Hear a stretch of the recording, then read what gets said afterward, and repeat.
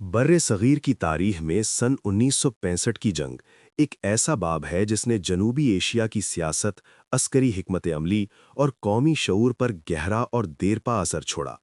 ये जंग सिर्फ सरहदों पर लड़ी जाने वाली एक फौजी मुहिम नहीं थी, बल्कि ये दो नए आज़ाद ममालिक के दरमियान ताकत, इज्जत नफ्स, कौमी वक़ार और इलाकाई बालादस्ती की आजमाइश भी थी। और इसके असरात सिर्फ महाज तक महदूद नहीं थे, बल्कि मुआशरत, इक्तिसादियात, इंसानी ज़िंदगी और बैन अवी ताल्लुकात पर भी वाज़ेह तौर पर महसूस किए गए। 1947 में बर्रे सग़ीर की तक़सीम के बाद पाकिस्तान और भारत के दरमियान कश्मीर का मसला मुसलसल कशीदगी का बायस बना रहा।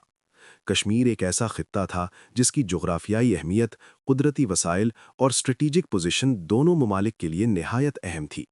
और यही वजह थी कि इस खित्ते में तनाज़ा कभी भी मुकम्मल तौर पर ख़त्म नहीं हो सका। इसकी सरहदी पोजीशन ने इस इलाके को हर फौजी मुहिम के लिए कलीदी अहमियत दी, और दोनों ममालिक ने अपनी फौजी सलाहियतों को बढ़ाने, फौजी तरबियत को मुनज़्ज़म करने और जदीद हथियारों की खरीदारी में खासी सरमायाकारी की, ताकि किसी भी मुमकिना कशीदगी के वक्त वो तैयार हों। तक़सीम के फ़ौरन बाद 1947-48 की पहली जंग के बावजूद मसला कश्मीर हल न हो सका और एक आर्जी लाइन ऑफ कंट्रोल कायम कर दी गई। लेकिन दोनों ममालिक के दरमियान बदएतमादी, सरहदी झड़पें और सियासी तनाव मुसलसल जारी रहा। 1960 की दहाई के आगाज़ तक ये कशीदगी मज़ीद बढ़ने लगी, और इस दौरान सरहदी इलाकों में छोटे बड़े फ़ौजी झड़पों के अलावा सियासी, इक़्तिसादी और इंसानी सतह पर भी असरात मुरत्तब हो रहे थे। अवामी नकल मकानी, फ़ौजी तरबियत और दिफाई तैयारियों ने दोनों ममालिक की दाखिली सियासत को भी मुतासर किया। 1965 की जंग की बुनियाद दरअसल कई ऐसे वाक़यात थे जिन्होंने दोनों ममालिक को बराह रास्त तसादुम की तरफ धकेल दिया।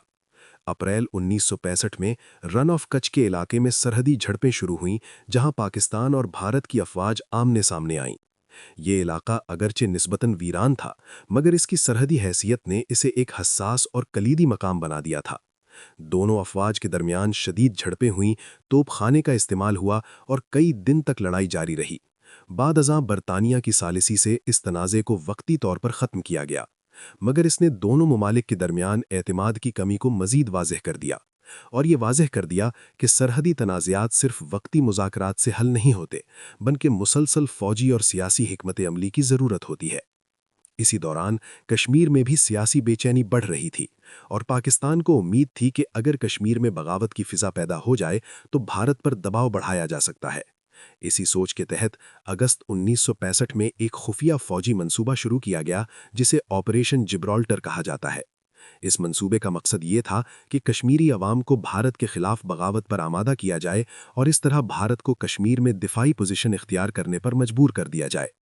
ताहम ये मंसूबा तवक्कुआत के मुताबिक कामयाब न हो सका, क्योंकि मकामी आबादी ने इस पैमाने पर बगावत नहीं की जिसकी उम्मीद की जा रही थी, और भारतीय अफवाज ने जल्द ही सूरत हाल को कंट्रोल करने की कोशिश शुरू कर दी। इस दौरान फौजी हिकमत अमली में तब्दीली, फौरी रद्द-ए-अमल और मालूमात की दुरुस्तगी अहम अनासिर के तौर पर सामने आए, और ये लम्हा जाहिर करता है कि जंग में हर फैसले का असर महाज की सूरत हाल और सियासी नताइज पर बराह रास्त पड़ता है। भारत ने इसके जवाब में अपनी फौजी कार्रवाइयां तेज कर दीं और सरहदी इलाकों में झड़पें बढ़ने लगीं। इसी दौरान पाकिस्तान ने एक और बड़ा फौजी इक़दाम शुरू किया, जिसे ऑपरेशन ग्रैंड स्लैम कहा जाता है। इस ऑपरेशन का मकसद कश्मीर के अहम शहर अखनूर पर कब्जा करना था, ताकि भारत की सप्लाई लाइन को काट दिया जाए। इब्तिदाई तौर पर पाकिस्तानी अफवाज को कुछ कामयाबियां मिली और उन्होंने पेशकदमी भी की, मगर जंग के फैलने के साथ साथ हालात मजीद पेचीदा हो गए और दोनों ममालिक की फौजी हिकमत अमली को हर लम्हे बदलना पड़ा। महाजों की हरकत, वसाइल की तकसीम और फौजी एआनत के निज़ाम ने जंग की शिद्दत और तवील मुद्दती असरात पर गहरा असर डाला, और ये भी जाहिर हुआ कि हर छोटा फौजी फैसला बड़े सियासी और इंसानी असरात का बायस बनता है। सितंबर 1965 में भारत ने एक बड़ा कदम उठाते हुए बैनुल-अक़वामी सरहद उबूर कर ली और लाहौर की सिमत पेशकदमी शुरू कर दी। ये वो लम्हा था जब जंग बाज़ाब्ता तौर पर पूरे पैमाने पर शुरू हो गई। लाहौर के महाज पर पाकिस्तानी अफवाज ने शदीद मुज़ाहमत की और भारतीय फ़ौज को शहर में दाखिल होने से रोक दिया। इसी तरह सियालकोट, कसूर, चिवंडा और दीगर इलाकों में भी सख्त लड़ाइयाँ हुईं। चिवंडा का महाज खास तौर पर मशहूर हुआ क्योंकि वहां टैंकों की एक बड़ी जंग लड़ी गई, जिसे दूसरी आलमी जंग के बाद दुनिया की बड़ी टैंक जंगों में शुमार किया जाता है। یہ محاذی لڑائیاں زمین، فضا اور معلوماتی محاذ سب پر جاری رہیں، اور ہر فوجی کارروائی کے انسانی اور مالی اثرات بھی نمایاں تھے۔ ٹینکوں کی نقل مکانی، توپ خانے کا استعمال اور فضائی نگرانی نے جنگ کے نتائج پر اہم اثر ڈالا، اور یہ بھی ظاہر ہوا کہ ہر چھوٹا فوجی فیصلہ بڑے سیاسی اور انسانی اثرات کا باعث بنتا ہے۔ دونوں ممالک نے جنگ کے دوران اپنی کامیابیوں کے دعوے کیے اور قومی میڈیا میں جنگی جوش و خروش پیدا کیا گیا۔ پاکستان میں یہ جنگ قومی اتحاد اور حوصلے کی علامت بن گئی، جبکہ بھارت میں بھی اسے اپنی دفاعی طاقت کے اظہار کے طور پر دیکھا گیا۔ تاہم حقیقت یہ تھی کہ دونوں ممالک کو جنگ میں بھاری جانی اور مالی نقصان اٹھانا پڑا۔ ہزاروں فوجی ہلاک یا زخمی ہوئے، ٹینک، جہاز اور دیگر فوجی ساز و سامان تباہ ہوا، اور معیشت پر بھی اس کے منفی اثرات پڑے۔ عالمی طاقتیں بھی اس جنگ سے پریشان تھیں، کیونکہ سرد جنگ کے زمانے میں جنوبی ایشیا کا استحکام عالمی سیاست کے لیے اہم سمجھا جاتا تھا۔ امریکہ اور سوویت یونین دونوں چاہتے تھے کہ یہ جنگ جلد ختم ہو تاکہ خطے میں مزید عدم استحکام پیدا نہ ہو۔ جنگ بندی کے بعد بھی صورتحال مکمل طور پر معمول پر نہیں آئی تھی، کیونکہ دونوں ممالک کے درمیان بد اعتمادی برقرار تھی اور سرحدی علاقوں میں فوجی نقل و حرکت، نگرانی اور اطلاعاتی جمع کرنے کے عمل کو سخت کر دیا گیا۔ ہر لمحہ ممکنہ خطرہ محسوس کیا جا رہا تھا، اور یہ صورتحال نہ صرف سیاسی بلکہ عوامی سطح پر بھی شدید کشیدگی پیدا کر رہی تھی۔ شہری علاقوں میں خوف و ہراس، نقل مکانی اور معاشرتی دباؤ بڑھنے لگے۔ خوراک اور پانی کی قلت نے روزمرہ زندگی کو مشکل بنا دیا۔ اسکولوں اور ہسپتالوں کی سرگرمیاں محدود ہو گئیں اور مقامی معیشت شدید متاثر ہوئی۔ اس دوران حکومت اور فوجی قیادت نے اپنی اقدامات کو منظم کرنے اور عوامی تحفظ کو یقینی بنانے کی بھرپور کوشش کی۔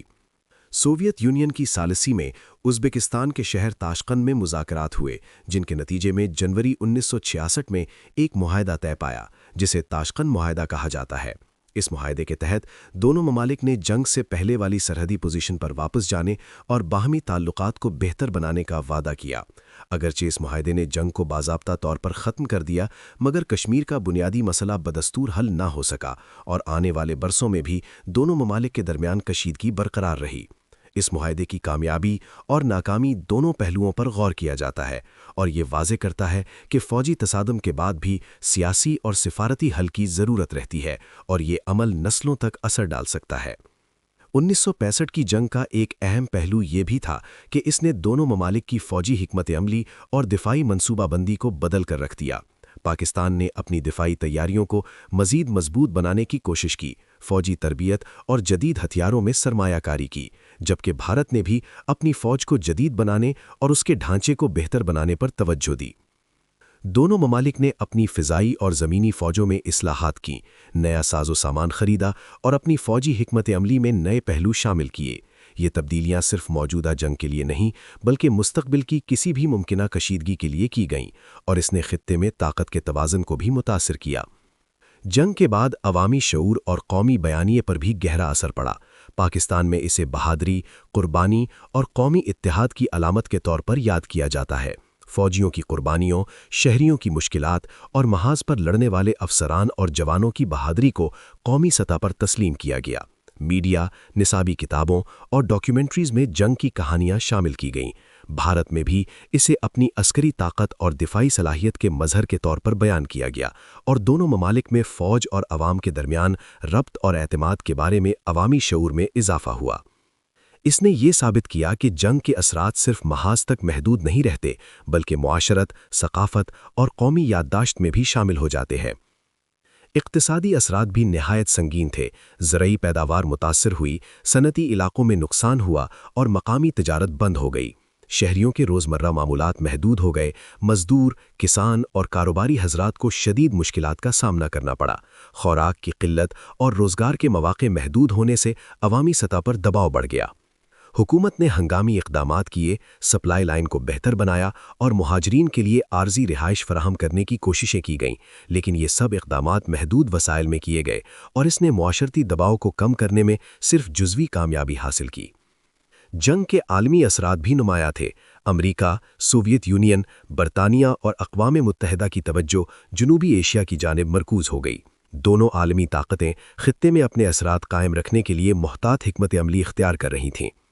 سرد جنگ کے تناظر میں یہ جنگ عالمی سیاست میں اہمیت اختیار کر گئی۔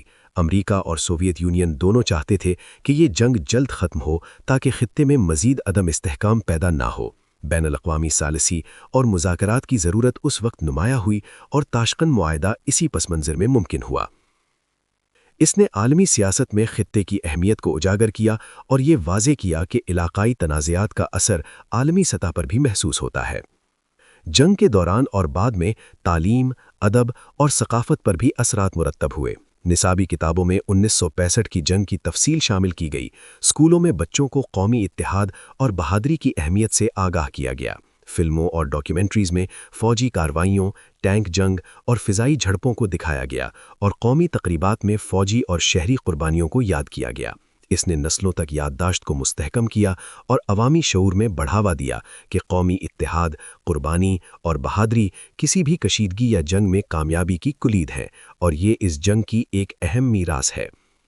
1965 کی جنگ نے یہ بھی واضح کیا کہ فوجی طاقت کے ساتھ ساتھ سیاسی، اقتصادی اور سفارتی حکمت عملی بھی اتنی ہی ضروری ہے۔ جنگ کے دوران فوری فیصلے، اطلاعات کی درستگی اور محاذی حکمت عملی اہم ثابت ہوئے، لیکن حقیقی اور دیرپا حل صرف مذاکرات، اعتماد سازی اور باہمی تعاون کے ذریعے ممکن ہے۔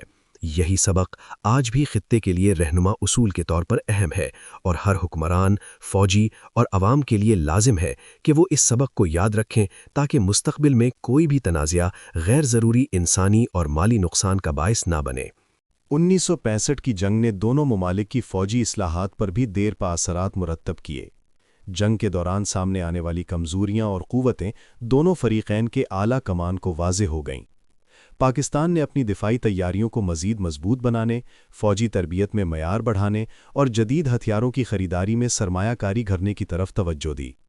فوج کے ہر محاذ پر کارکردگی کا تجزیہ کیا گیا اور یہ فیصلہ کیا گیا کہ مستقبل میں کسی بھی ممکنہ تنازع کے لیے بہتر تیاری ضروری ہے۔ دفاعی اسٹریٹجی میں جدید ٹیکنالوجی، فضائی نگرانی اور محاذی نقل و حرکت کے نظام کو شامل کیا گیا۔ اسی طرح بھارت نے بھی اپنی فوج کو جدید بنانے، زمینی اور فضائی دفاع کو مضبوط کرنے اور فوجی ڈھانچے میں اصلاحات کرنے کی طرف توجہ دی۔ فوج کی تربیت میں نئے حربے، زمینی اور فضائی ہم آہنگی اور اطلاعات کی فوری ترسیل پر زور دیا گیا۔ دونوں ممالک نے اپنی فضائی افواج کی صلاحیتوں کو بڑھانے کے لیے نئے جہاز اور ٹینک خریدے اور فوجی اسٹاف کی منصوبہ بندی اور حکمت عملی میں پیشہ ورانہ تربیت پر خصوصی توجہ دی۔ یہ اقدامات نہ صرف مستقبل کی کسی بھی جنگ کے لیے ضروری تھے، بلکہ خطے میں طاقت کے توازن کو بھی برقرار رکھنے کے لیے اہم ثابت ہوئے۔ انسانی اثرات بھی اس جنگ میں نمایاں تھے۔ سرحدی علاقوں میں رہنے والے عام شہری، خواتین، بچے اور بزرگ شدید مشکلات کا سامنا کر رہے تھے۔ نقل مکانی، خوراک کی قلت، پانی کی کمی اور صحت کے مسائل نے روزمرہ زندگی کو متاثر کیا۔ اسکول، ہسپتال اور بنیادی سہولیات محدود ہو گئی تھیں اور مقامی معیشت بری طرح متاثر ہوئی۔ کسان اپنی زمینوں سے محروم ہوئے، صنعتی علاقے نقصان اٹھا رہے تھے اور شہری علاقوں میں بنیادی خدمات کی فراہمی متاثر ہوئی۔ اس دوران حکومت نے ہنگامی اقدامات کیے، عارضی کیمپ قائم کیے اور انسانی امداد کو منظم کرنے کی کوشش کی، مگر وسائل محدود تھے اور انسانی مشکلات بہت زیادہ تھیں۔ اقتصادی اثرات بھی گہرے تھے۔ زرعی پیداوار میں کمی، صنعتی نقصان اور تجارتی سرگرمیوں کی بندش نے معاشی دباؤ بڑھایا۔ شہریوں کی روزمرہ زندگی متاثر ہوئی، مزدور اور کاروباری حضرات کے لیے روزگار کے مواقع محدود ہو گئے۔ حکومت نے اس بحران سے نمٹنے کے لیے ایمرجنسی اقدامات کیے، خوراک، پانی اور دیگر بنیادی ضروریات کی فراہمی کو یقینی بنانے کی کوشش کی، اور یہ اقدامات صرف جزوی کامیابی حاصل کر سکے۔ اس نے واضح کیا کہ جنگ کے اثرات صرف محاذ تک محدود نہیں، بلکہ معاشرت، معیشت اور انسانی زندگی پر بھی شدید اثر ڈال سکتے ہیں۔ بین الاقوامی اثرات بھی نمایاں تھے۔ امریکہ، سوویت یونین، برطانیہ اور اقوام متحدہ کی توجہ جنوبی ایشیا کی جانب مرکوز ہو گئی۔ سرد جنگ کے تناظر میں جنوبی ایشیا کی اہمیت واضح ہو گئی۔ عالمی طاقتیں خطے میں اپنے اثرات قائم رکھنے کے لیے محتاط حکمت عملی اختیار کر رہی تھیں۔ امریکہ اور سوویت یونین چاہتے تھے کہ یہ جنگ جلد ختم ہو تاکہ خطے میں مزید عدم استحکام پیدا نہ ہو۔ عالمی ثالثی، اقوام متحدہ کی اپیل اور تاشقند معاہدہ اسی پس منظر میں ممکن ہوئے۔ اس نے عالمی سیاست میں خطے کی اہمیت کو واضح کیا اور یہ ثابت کیا کہ علاقائی تنازعات کا اثر عالمی سطح پر بھی محسوس ہوتا ہے اور عالمی طاقتیں اس میں براہ راست کردار ادا کر سکتی ہیں۔ ثقافتی اور تعلیمی اثرات بھی اہم تھے۔ جنگ کے بعد نصابی کتابوں میں 1965 کی جنگ کی تفصیل شامل کی گئی۔ بچوں کو قومی اتحاد، قربانی اور بہادری کی اہمیت سے آگاہ کیا گیا۔ فلموں اور ڈاکیومنٹریز میں محاذی لڑائیاں، فضائی جھڑپیں اور ٹینک جنگ کو دکھایا گیا، اور قومی تقریبات میں فوجی اور شہری قربانیوں کو یاد کیا گیا۔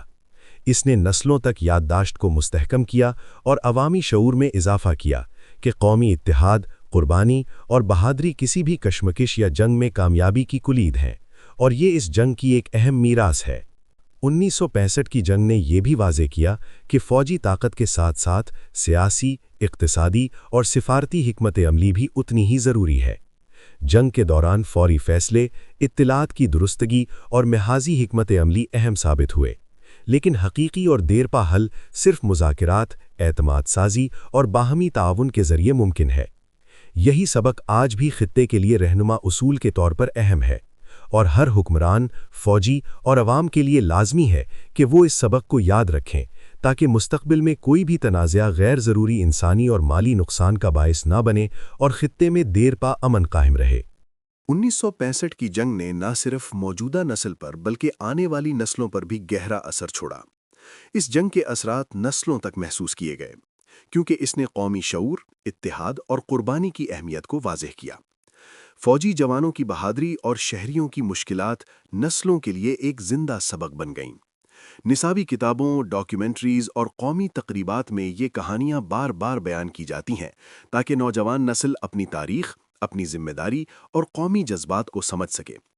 اس کے علاوہ یہ جنگ یہ سبق بھی دیتی ہے کہ ہر شہری، ہر فوجی اور ہر حکمران کا کردار قومی سلامتی اور اجتماعی فلاح میں کس قدر اہم ہے۔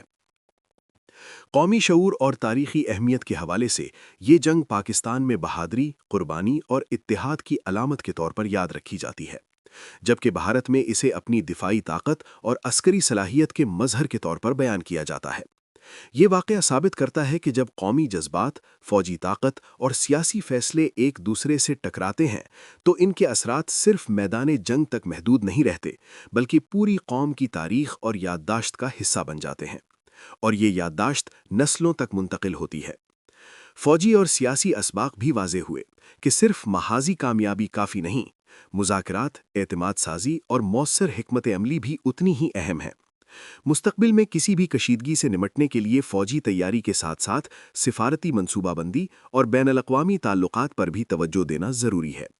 اسی طرح خطے میں طاقت کے توازن پر دیرپا اثرات بھی مرتب ہوئے۔ اس جنگ نے جنوبی ایشیا میں ہتھیاروں کی دوڑ کو تیز کیا، دفاعی منصوبہ بندی میں اصلاحات کی ضرورت کو اجاگر کیا اور عالمی طاقتوں کی توجہ خطے کی جانب مرکوز کر دی۔ اس طرح یہ جنگ ایک ایسا سبق ہے جو سیاسی، عسکری اور سماجی سطح پر آج بھی رہنمائی فراہم کرتی ہے۔